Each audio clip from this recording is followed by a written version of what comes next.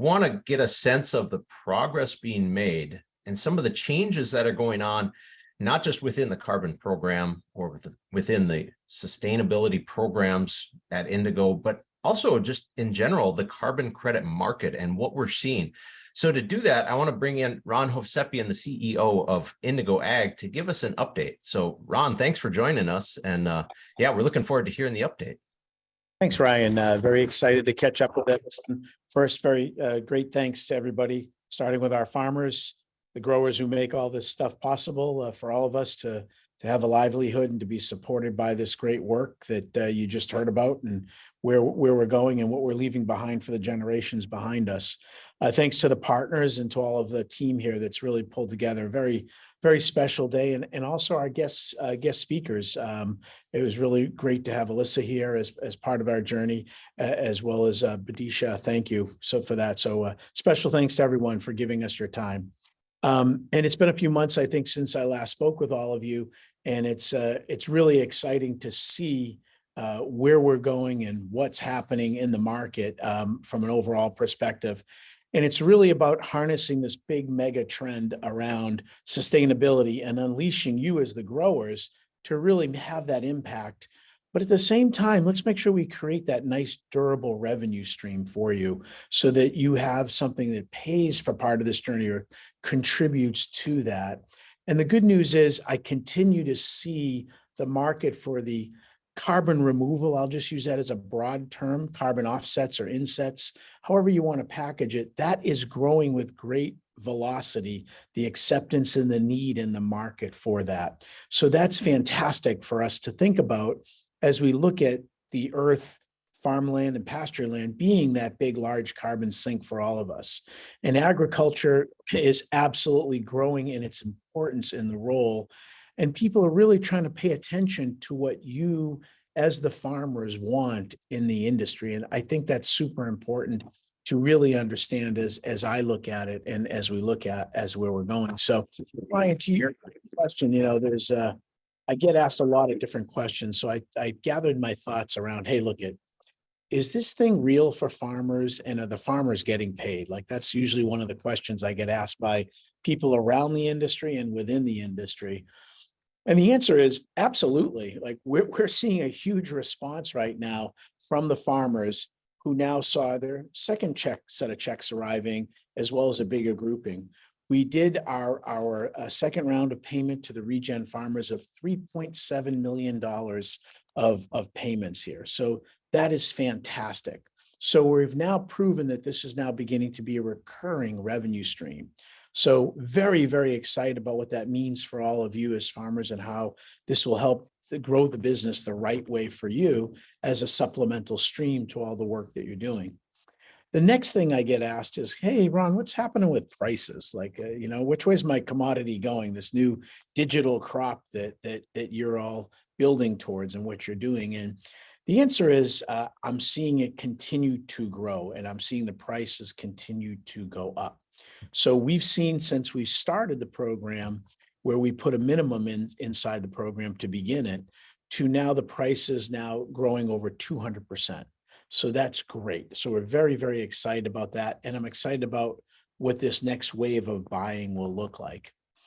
Quality is the key, though. There's in growing focus on the importance of quality and what we're doing as part of that journey, and where we see the market ultimately going as part of what we're seeing. So, and again, farmers receive 75% of whatever that credit price is. So we're excited to see that continue to grow. We want it to grow. And as your partner with all the other partners you have here on the phone, the people that you've heard from, the Cortevas, the Verdovas, all of our range of partners that we have here. So thank you all for joining us. They're helping this as well. We share that portion that's remaining for all of us to contribute to your journey and making you successful. So as I look at where we're going and what we're doing, it's very important that you know that we don't get paid until you get paid. And that's a big thing from my perspective, because now we're fully aligned. We're in the tractor with you. We're absolutely making sure that we're doing things the right way as we think about where we're going and what we're doing. So what does it take to get into the program, and what does it really mean to participate in the program with us? And our first crop, like anything you do in life, and any of these new areas that you step into, the work we did with all these first set of farmers here. Thank you, thank you, thank you, thank you. Period. We learned a lot on the journey. It took several years for us to produce that first crop. Scientific collaboration with you, the community and the scientific community, and then the business community, the farming community, the ag industry. Our initial credit buyers, they had to be patient. Things took a little longer than we all wanted to. But most importantly, you as the growers made the difference for this to happen. So now what we're seeing in our second crop was just how fast we're now moving through things. So here I saw incredible velocity on the tooling where we pre-populated information for you. The tech team and the science team have worked really hard, and that's making a big difference on the journey for where we're going. And it's yielding more credits for you the second time through. So that's great. Less work, more credits, and it's really driven by the scientific performance that you're seeing from our company. The scientific work that you've heard about and will continue to see shows up in the way we measure the scientific model's capability. That scientific model had an incredible uptick in its performance based on our ability to reduce the scientific uncertainty deduction. Why? You gave us more data, the model performed, and our teams did a great job in working with that. So that means more throughput.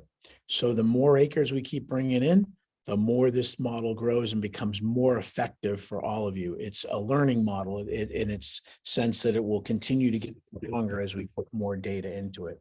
And we believe we're leading the way on that part of the journey with you, thanks to all of you. So it's great. Speed and scale, what leads to this quality discussion, and now doing it the right way is great. More farmers, more acres. And you've heard from some of the farmers today, including our top carbon earner, Keaton, over in Ohio. So thank you, Keaton, for leading the way for us. And I think it was really great how he noted that he was already playing around and experimenting with different cover crops. Our science teams are trying different things in different areas to learn what other new changes we can bring. So this will be a long journey together. And it's always great to hear what else people are experiencing with and who else is experimenting out there, because these will drive new practices that we can all get paid for, right? So the good news is we remain complementary to whatever your strategies are on your farm. We'll meet you where you are in your journey so that we make sure we get this done the right way. Now I'm going to jump over to the demand side a little more and get into a little more detail on what I'm seeing around sustainability. So one of the questions is, who actually buys this stuff, Ron? Like who actually goes out and asks for this stuff, and why do they want it? So headline, demand for carbon removal is growing rapidly. And it's really important to understand that soaring growth comes from the demand to remove carbon two different ways, whether it's through an offset or an inset. Those two pieces are what is important that we enable as part of our overall journey with you. The demand for sustainability is now showing up in large corporations' financial reporting and sustainability reporting responsibilities. And maybe at one of our sessions, we should invite one of the big players in who can talk about how they think about this as part of our journey, so that you hear from them just how important quality is and the importance of what's going on here. And they don't want to risk their brands, whether it's a large tech company, whether it's a large banking company, whether it's a large consumer packaged good company. You don't want to take a risk with your business as a public company that says, I didn't do something at the highest quality the right way. So our strategy has always been be the premium partner, be the premium player with you on that part of the journey. So that's what we've done. That's where we're positioned with you. And we're seeing the benefits in those price increases. Another question I get asked in this same threading is, are there, what are the brands like that you're talking about that happen to really dig into these programs with us? So for example, We just completed our report actually for AB InBev, which we'd all know as our Budweiser and some of our favorite beers here as part of their journey. And the work that we did there, just to give you a feel for the ecological impact on that one set of contracts that we've done with them over the last few years, 5.5 billion gallons of water have been saved. 5.5 billion gallons of water. These things are what are going to change the dynamic. It's going to bring more attention and money to people like yourselves.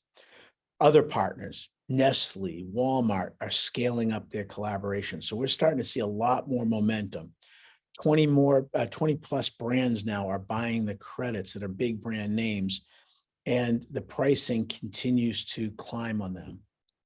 So as I look out at it, what's next for carbon, right? And the good news is we're at the very front end of this journey.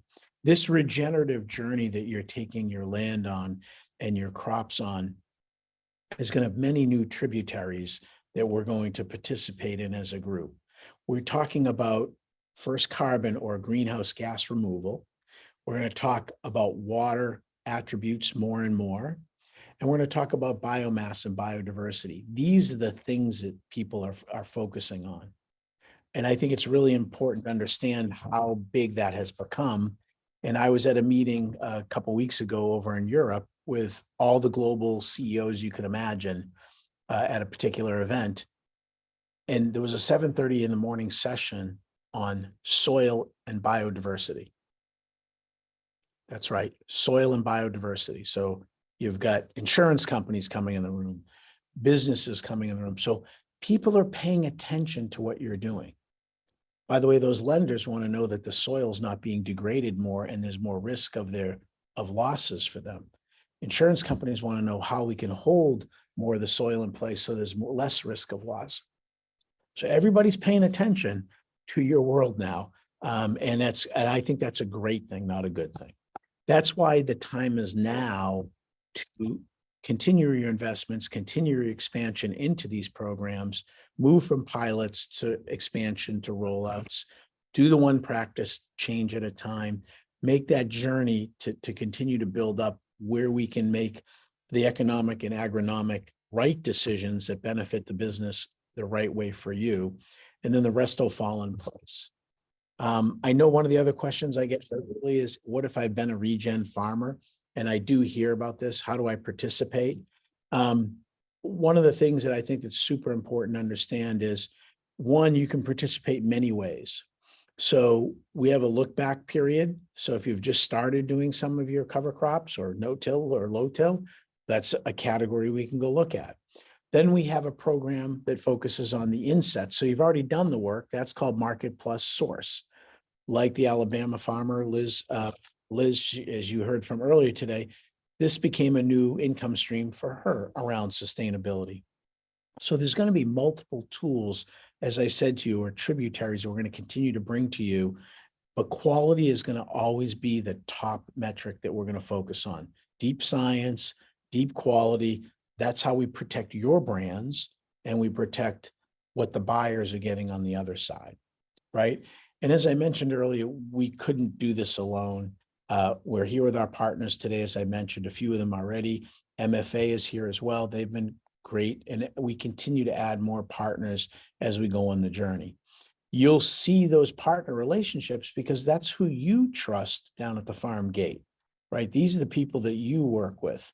And that's part of our journey together, is to be part of that network as we go on it.